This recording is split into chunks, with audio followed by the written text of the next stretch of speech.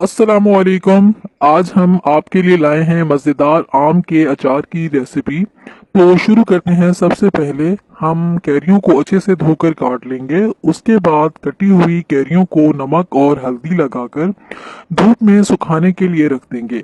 साथ ही हरी मिर्च को भी धोकर नमक लगाकर सुखाने के लिए रख देंगे ताकि कैरियों का पानी खुश्क हो जाए।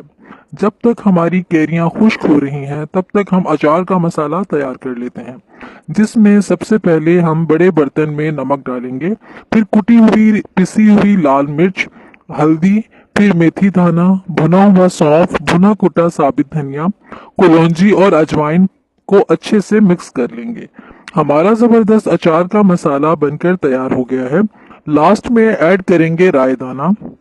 अब जो हमारी कैरियां और हरी मिर्च खुश्क हो चुकी हैं तो उनको बड़े से बर्तन में डालेंगे और ऐड करेंगे मजेदार अचार का मसाला जो हम पहले ही तैयार कर चुके थे। अब बारी आती है मिक्स करने की, जो कि अचार का अहम प्रोसेस है।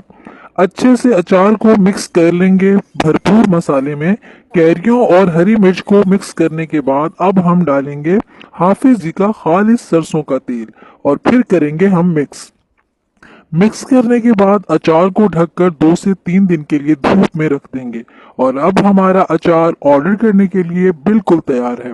ऑर्डर करने के लिए हमारा नंबर, पूरे पाकिस्तान में कैश ऑन डिलीवरी की सहूलत अवेलेबल है।